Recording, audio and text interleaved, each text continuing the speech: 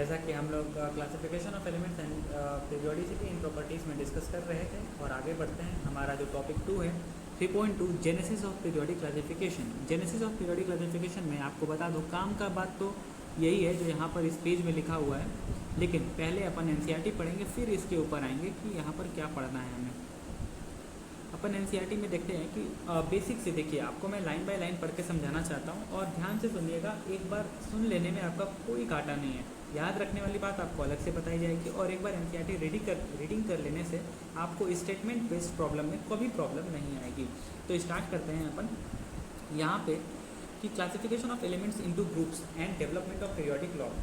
तो ठीक है, periodic table are the consequence of systemizing the knowledge gained by number of scientists through their observation and experiment। ये कह रहा है कि जो आज के डेट में पीरियोडिक टेबल है वो कैसे बना कि ये साइंटिफिक एजुकेशन से और हमने जो पढ़ा, बहुत सारे साइंटिस्ट ने पढ़ा, उसको मिलाने के बाद एक टेबुलर फॉर्म में रिप्रेजेंट किया गया, उसी का एक रिजल्ट है। पहले शुरुआत कहाँ से होती है कि हमारे जर्मन साइंटिस्ट थे और वो केमिस्ट थे, तो उनका नाम था जॉन डोब्रेनियर, जो कि 1800 में he was the first to consider the idea of trends among the properties of element।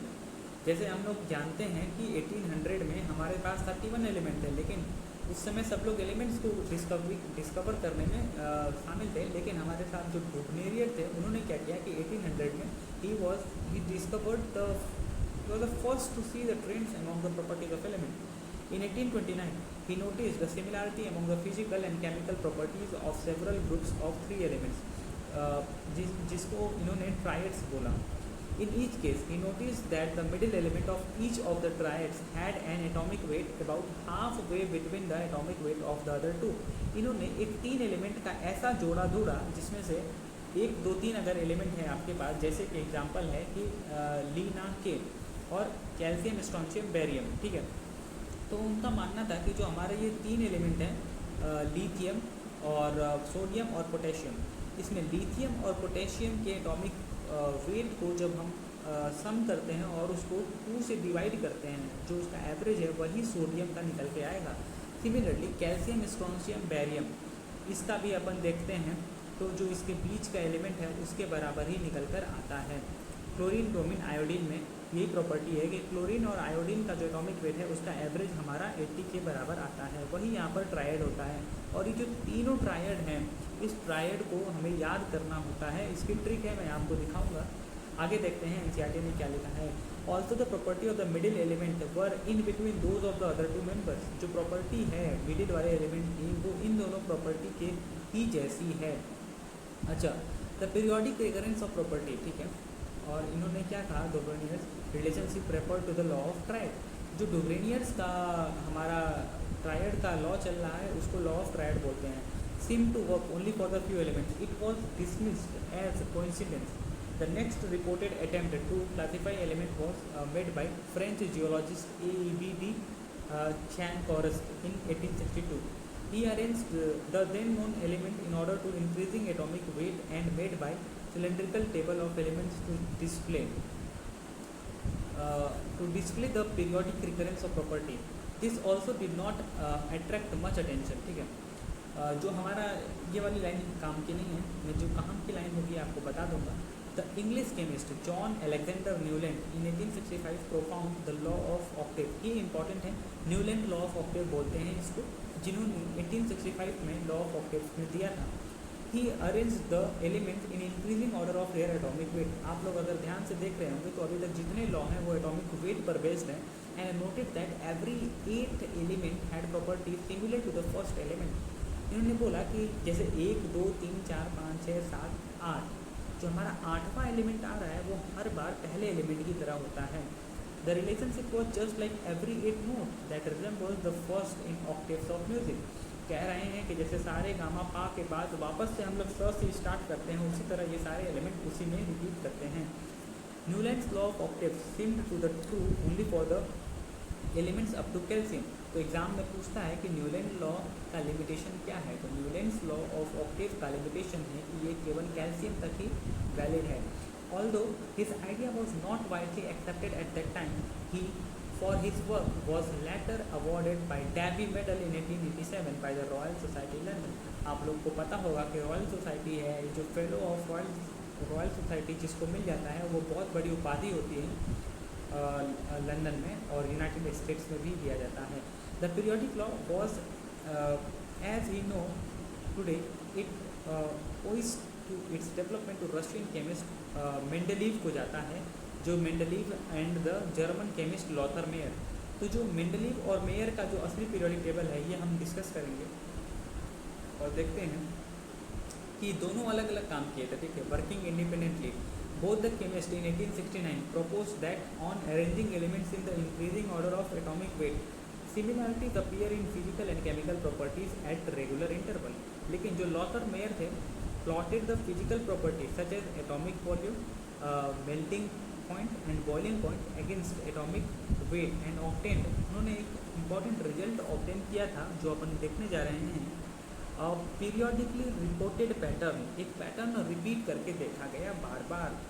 Unlike Newland, जो न्यूलैंड की तरह Lothar mayor observe a change in length of that repeating pattern. 1868 में Lothar mayor had developed a table of the element that closely resembles the modern periodic table. However, his work was not published until after the work of Mendeleev, scientist who is generally credited with the development of modern periodic table. याद रखने वाली बात यहाँ पर ये निकल के आती है कि जो डोब्रेनियर थे उन्होंने स्टार्ट तो किया था स्टडी ऑफ पीरियोडिक रिलेशनशिप, लेकिन it was Mendeleev who was responsible for the publishing the periodic law for the first time. याद रहे कि जो पहले पीरियोडिक लॉ था, पहले पीरियोडिक जो लॉ था वो कहता था कि the property of element are the periodic function of their atomic weight. याद रखने वाली बात यह है कि जो पहले हमारा पीरियोडिसिटी का डेफिनेशन था कि जो प्रॉपर्टी थी वो एक certain it was a function of atomic weight. लेकिन बाद में अभी आपको पता चलेगा कि the property of element in current days is a function of atomic number. आगे देखते हैं. Mendeleev arranged element in horizontal rows and vertical column of table in order of their increasing atomic weight in such a way that the element with similar property occupied the same vertical column or group. ये बात हमने देखा कि एक उन्होंने group बनाया, एक group में सारे एलिमेंट्स वैसे जिनकी सारी प्रॉपर्टी सेम है उसमें उन्होंने रखा. ठीक है. Mendeleev system of classifying element. Mendeleev system of classifying element, इसमें हम लोग देखते हैं मेंडलीव सिस्टम ऑफ. ठीक है, जैसे कि हमने देखा कि जो Mendeleev system of classifying element है, हमने देखा कि हमारे पास जो आते हैं उसको हमने देखा कि ठीक है, हमारे पास जो मेंडलीव सिस्टम है उसको हमने देखा कि सॉरी गाइस, कहाँ थे हम लोग. ठीक है. Mendeleev arranged element in horizontal row. Mendeleev जो थे उन्होंने क्या किया कि हॉरिजॉन्टल रो में उन्होंने अरेंज किया and vertical column of table in order of their increasing atomic wait in such a way that the element with similar property occupied the same vertical column. देखो ये बात याद रखना है कि जो एलिमेंट हमारे सिमिलर एटॉमिक सिमिलर प्रॉपर्टी वाले हैं वो एक वर्टिकल कॉलम में है और सेम ग्रुप में है. और जो Mendeleev system of classifying element was more elaborate than that of the Lothar Meyer. He fully recognized the significance of periodicity and used broader range of physical classification. ठीक है, broader range of physical classification. अब हम लोग देखते हैं कि in particular Mendeleev relied on the similarities of the empirical formula and the property of the compound formed by the element. He realized that the sum of the element did not fit in with his scheme. और उन्होंने बताया कि if order of atomic weight was strictly followed, he ignored the order of atomic weight thinking that the atomic measurement might be incorrect and placed यहाँ पर देखिए ध्यान रखने वाली बात ये है कि उन्होंने बोला कि जो हमारी बातें हैं, उन्होंने बोला कि जो ये सारी बातें हैं was placed in group 7 and इतना, ये सारी बातें ध्यान से देखोगे आपको समझ में आ जाएगा. Iodine with lower atomic weight उन्होंने रखना पड़ा, इनको बहुत कॉम्प्रोमाइज़ करना पड़ा एट द सेम टाइम. अभी आगे देखते हैं हम लोग. और एक है एल्युमिनियम, एक का सिलिकॉन. ये सारी बातें आपको पढ़ाई जाएंगी और बताएंगे अच्छे से डिटेल में. ठीक है.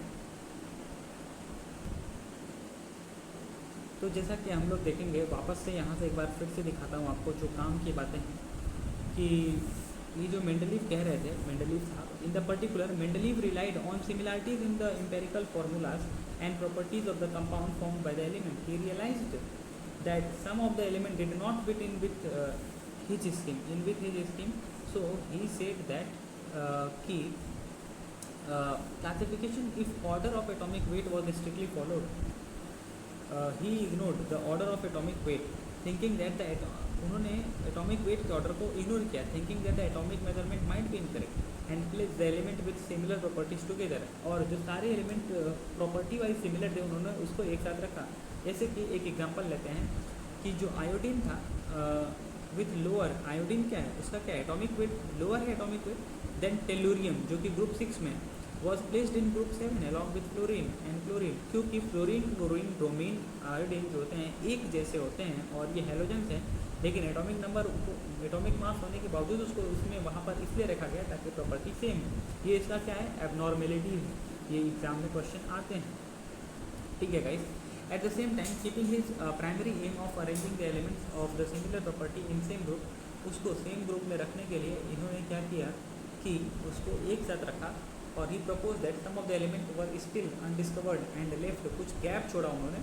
Example both gallium and germanium were unknown at that time. Mendeleev published his periodic table. He left the gap under aluminum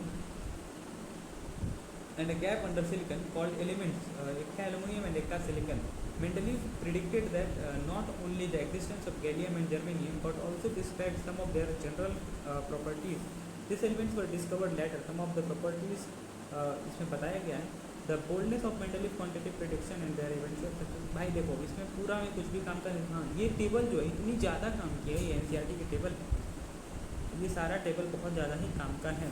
और यहाँ पर जैसे इसमें लिखा हुआ है कि मेंडलीव्स का जो ये टेबल है, Mendeleev's prediction for element Ekka aluminium, gallium, और ये यही चीज़ काम का है. एक्का एल्युमिनियम किसको बोला गया है, गैलियम को, और एक्का जर्मेनियम किसको बोला गया है, सिलिकन को. ये मैच द फॉलोइंग में हमारा क्वेश्चन आता है. और जो एक्का एल्युमिनियम जो है, एक्का एल्युमिनियम कौन है, अभी आपको बताया गया गैलियम है. अब गैलियम का ऑक्साइड कैसा होता है, गैलियम का ऑक्साइड ऐसा होता है, गैलियम का क्लोराइड कैसा होता है. ई की जगह आपको ये एलिमेंट का सिंबल रखना है.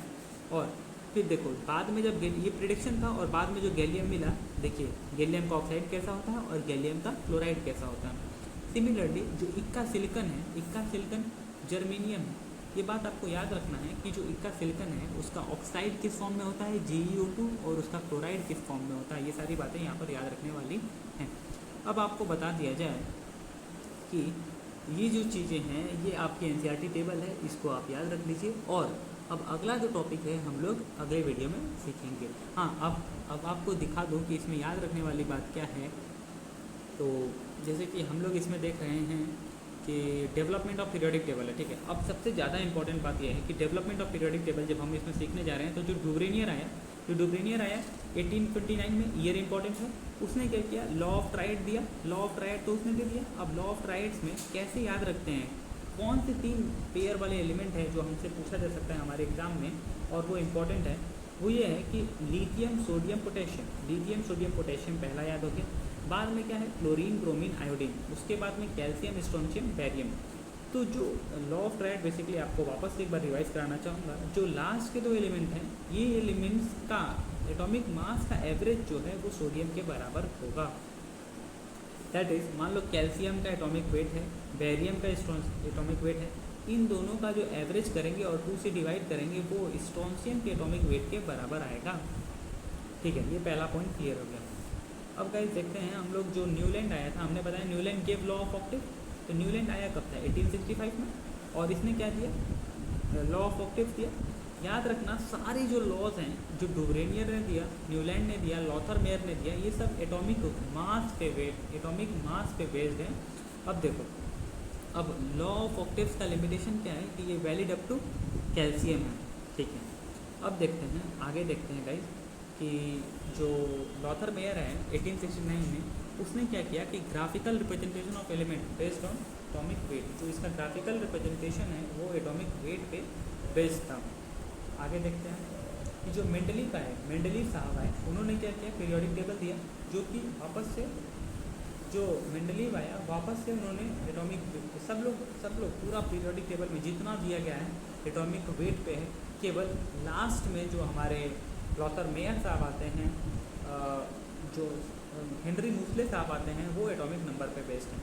अब देखो जो मेंडलीव पीरियोडिक टेबल था उसमें हमने देखा कि उसको फादर ऑफ पीरियोडिक टेबल बोलते हैं, लेकिन अब देखते हैं कि जिस पेयर में in some pair he did not follow his rule of increasing atomic weight. जब वो पीरियोडिक टेबल अरेंज कर रहे थे तो कुछ ऐसे पेयर थे जहाँ पे उन्होंने इंक्रीजिंग एटॉमिक वेट में नहीं रखा, जैसे कि आर्गन और पोटेशियम में।